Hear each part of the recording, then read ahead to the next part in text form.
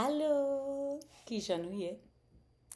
I wanted to hop on here and share with you all a speech, a rumination that I delivered to students as well as faculty, staff, and administrators and community members as part of a teach-in that a very dear colleague, Gina Perez, planned for us to think about and respond to what was said about Haitians in Springfield, Ohio last year and still resonates. And so this is what I shared with the community that had assembled for this event. I write, I titled this rumination Mwen, Bouké, which means I'm too tired, bone tired of having to defend Ayiti over and over and over again. Let me put my hat on now as a historian and, more importantly, as a proud Haitian. Ayiti has the distinction of being the only nation that overturned slavery through a revolution spearheaded, fought, and won by those predominantly in shackles. For 12 years, from 1791 to 1803, the predominantly African population of Ayiti waged war against the inhumane conditions that they endured on coffee, sugar plantations, indigo, as well as their sexual reproduction. In all these forms of violence, it reduced the life expectancy of an African in Ayiti to 5 to 7 years. Meaning, whether a Haitian had been forcibly taken from Nigeria to Cameroon, to Ghana, to Togo, to Gabon, and they arrived in Saint-Domingue, their shelf life, that clock, read 5 to 7 years because of the brutality enacted on their bodies as well as their psychological health. 5 to 7 years. Because of Haitians' fight for emancipation, for equality, and for freedom, xenophobic and racist whites have acted against Ayiti and her citizens for centuries. For example, during Ayiti's revolution, these influential racists circulated church sermons, newspaper articles, congressional proceedings, and print culture that distorted the Haitian Revolution, arguing over and over that it was a massacre of whites and that Haitian people were cannibals. It is not coincidence that the birth of the lies about Ayiti and Haitian as backwards, flesh-eating people began in the nation's very moments of independence from the late 1700s to the early 1800s. When we fast forward to the early 1900s, the U.S. military had illegally seized Ayiti from 1915 to 1934. What happens during that moment of seizure is you find what I have documented, including the wrongful imprisonment, the rape, and the lynching of Black people on Ayiti. During this period especially, you find how Haitians are witnessing how the U.S. military attacked one of their religions, Vodun.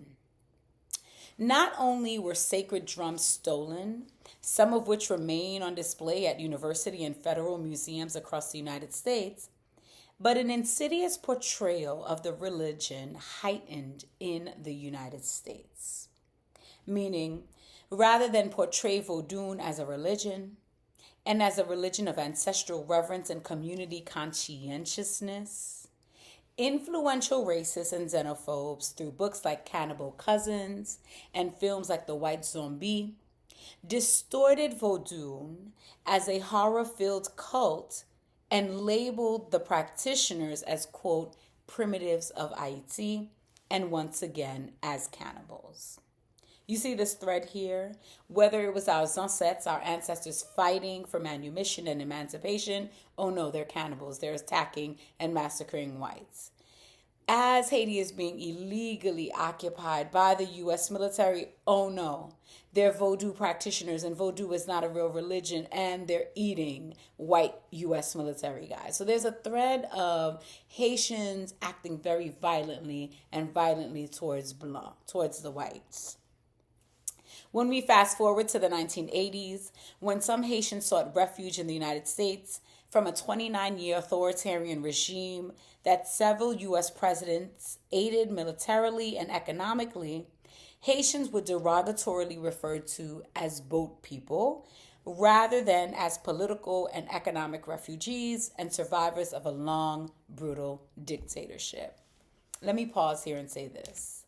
We know with Francois Duvalier and Jean-Claude Duvalier that 29 years was buttressed by several U.S. presidents, including President Eisenhower and many others who helped train the Haitian military against its people. So when people talk about this period, 29 years, it's damn near 3 decades. Imagine living under this type of regime as supported and trained by the U.S. military, and you hop on a boat, you flee. You actually hop on this boat to arrive to safety, and you're met, as Adri Jantika tells us, at Chrome Detention Center, which is a prison. Or you're met derogatorily, rhetorically, as boat people and not as the refugees that the Cubans were accorded, the Vietnamese people were accorded who were fleeing around the same time. So there's this very interesting way in which Haiti, as well as Haitians, are caught in this web of rhetoric that's used to harm them and portray them harmfully. I continue. Around the same time, this is the 1980s, the Center for Disease Control brazenly accused Haitians of spreading AIDS. In their report, commonly known in our community as the 4-H lies, the CDC labeled homosexuals, hemophiliacs, heroin users, and Haitians as AIDS carriers. Like literally, a Haitian could not donate blood as an act of service because their blood was seen as causing death. In addition to that CDC document being heterosexist and biased, it was another example of influential and damaging tropes of Haitians as the perpetuators of harm and the perpetuators of death. Words matter, I argue, and words have consequences. I vividly remember the danger of these collective false narratives about Ayiti and her people. As a child of Haitian immigrants, our community in Bouké, New York, regularly suffered verbal abuse with chants of us being AIDS carriers, having what they called HBO, Haitian body odor, told to go back to Africa, even though we're in the Caribbean, but we'll take Africa all day, every day, proudly, all 54 nations. And we were often told too often to act violently because we were the ones being viciously jumped and attacked simply for being Haitian in the United States of America. So what I found out, my experience as a child coming of age in Brooklyn, New York, this was unfortunately the norm for Haitians growing up in Boston, in Miami, in Connecticut. So what was happening in Brooklyn in this early 90s, late 90s period was also happening to fellow Haitians in those different sites. It's this interesting way in how violence travels. One of the more sordid examples of being harmed because you were Haitian in the U.S. involved the case of Monsieur Abner Louima in Brooklyn. Trigger warning here. In 1997, several influential xenophobic and racist cops beat Louima, sodomized, as well as raped him with a broken broomstick. And they called him at that police station a, quote, fucking Haitian, end quote. Imagine coming of age during this period. And I don't think any black person at any time felt that the NYPD was there to protect them, especially under Giuliani.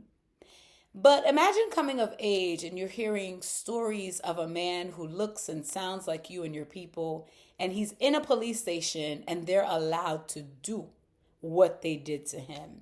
And what that does to your sense of emotional health, psychological health, your sense of protection. So Louima's story must always say his name and remember the cops that did this to him.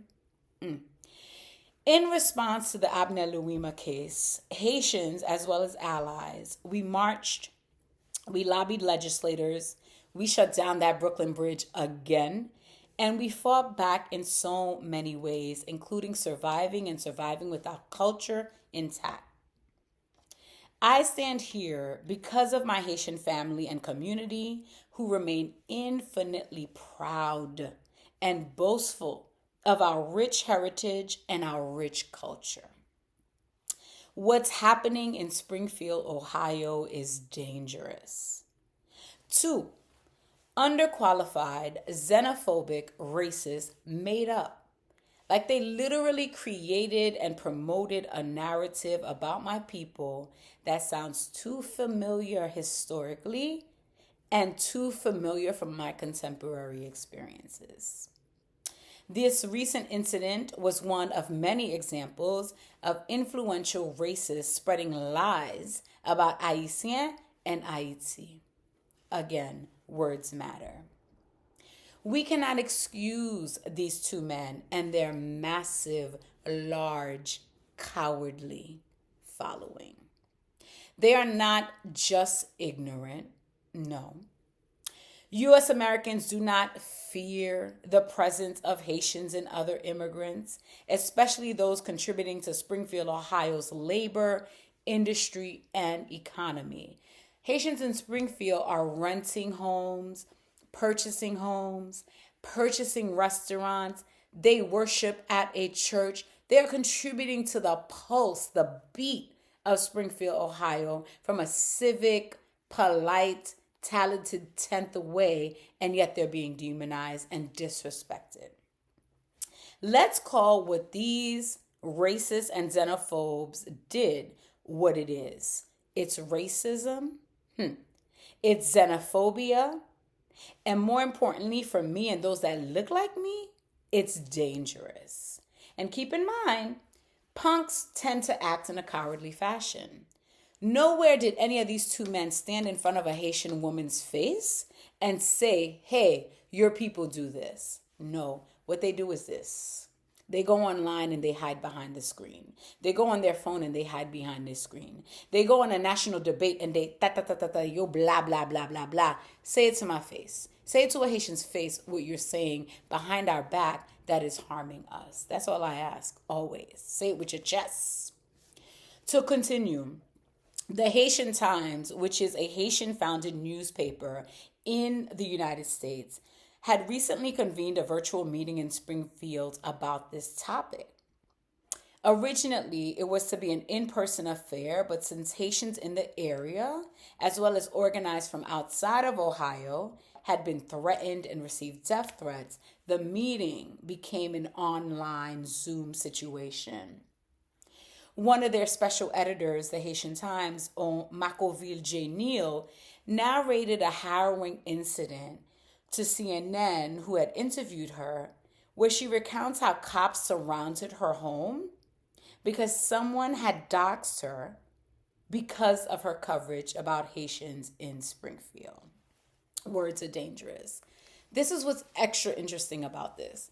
At the time, Macoville Neal had already been planning for the Haitian Times to do a coverage on the Haitians moving to Springfield as a way to document their movement, their contributions to this Midwest area from an archival newsprint way.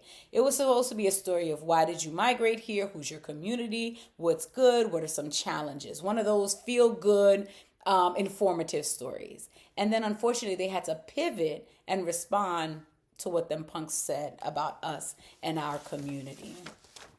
I ended the teaching by saying, while the memes about these inflammatory claims may invite a chuckle for some, it unfortunately is not a laughing matter.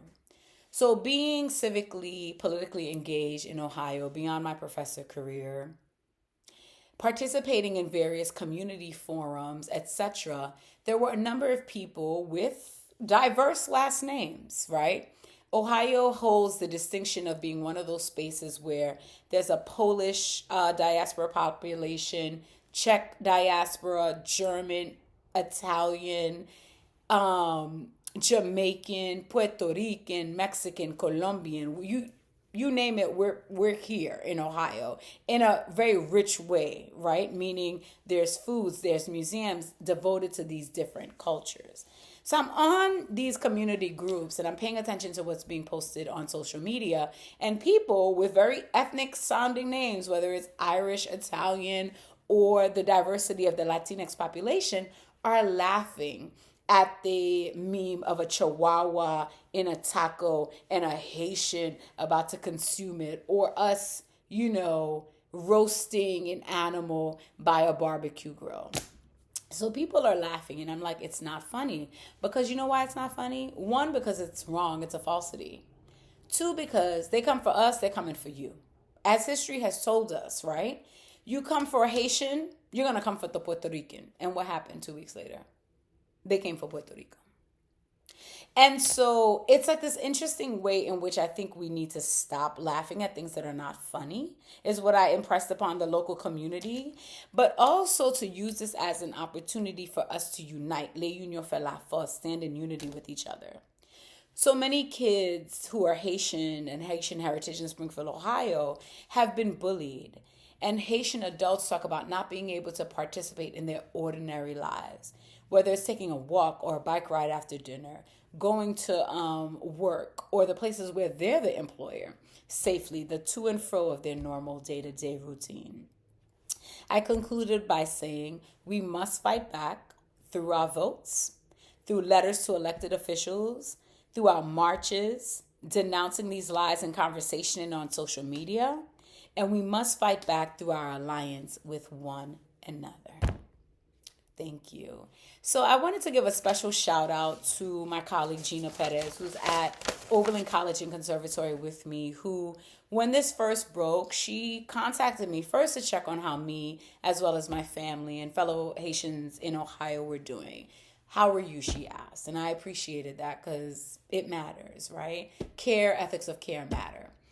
The second thing she had asked me on a separate call was to see if I wanted to participate in the teaching. And I remember reflecting on this and going back and forth in my head and with other people whom I shared this with about sometimes you're just tired.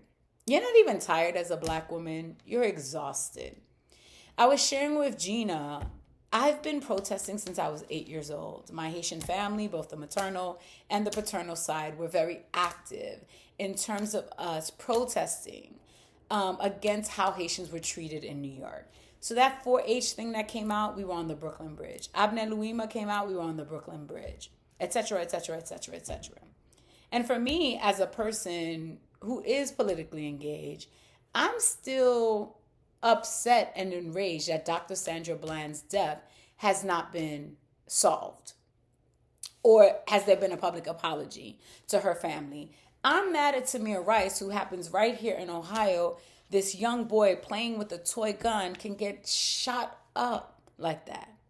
And so it's like you go from one protest to the other protest to the other protest. You're representing Black lives, brown lives, queer lives, women's rights lives, labor and union lives. You're representing the lives globally of Black people, what's happening in Ethiopia and Eritrea, what's happening in the Democratic Republic of Congo, what's happening in Port-au-Prince, Ayiti. And so, you reach a point where you're just bone tired. And so I remember saying to Gina, I wish I wasn't the only Haitian on this campus, or the only vocal Haitian person on this campus as well. Or one, I wish like a Jamaican colleague, a Trinidadian colleague, a Puerto Rican colleague could say, sit this one out, Evelyn. We got you. We'll speak and defend Haiti. And the same for when 2 weeks later, and she's of Puerto Rican heritage, when they said what they said about Puerto Rico, they're always picking on Puerto Rico, and yet they're not setting Puerto Rico free. What they said, I would have stood up and said, Gina, sit down. I got you. I'm gonna break it down historically, how the U.S. has been involved and how Puerto Ricans have fought back, kind of thing. Sometimes we just need allies who are like, baby, sit down, take a breath, go do yoga. We're gonna defend and speak for you. Come on, garde du corps, like a bodyguard, but also that person who speaks and educates and resists as well. So anyway, I wanted to share this speech with you all because I was interviewed by 3 different newsprints. One, Teen Vogue, a magazine. The other, my local school newspaper, the Oberlin Review, who's the editor is a young black sister. We're so proud of her and what she does for that newsprint. And then another newspaper. And what becomes interesting with that platform, media journalism, is that oftentimes it's sound bites, like the little 30-second or 3 lines of what, we talked about. And really, this was my speech. It was literally 2 pages here and a little bit, so 2.25 pages. And I just wanted to put that out there as someone who needed to speak up for Ayiti, needed to speak up for these Springfield Haitians, and really just needed to defend our people, as my Zanset did in 1791, 1757, on the slave ship on the shores of Africa, and still to this day, wherever Haitians are congregated. We always, unfortunately, have to operate on an offensive position. Haiti is great, celebrating her, but we also have to operate on a defensive position for those who denigrate her and her citizens time and time again. With that said, go have a fantastic Sunday, and thank you very much for listening. Kembe, hold on and courage. Take care.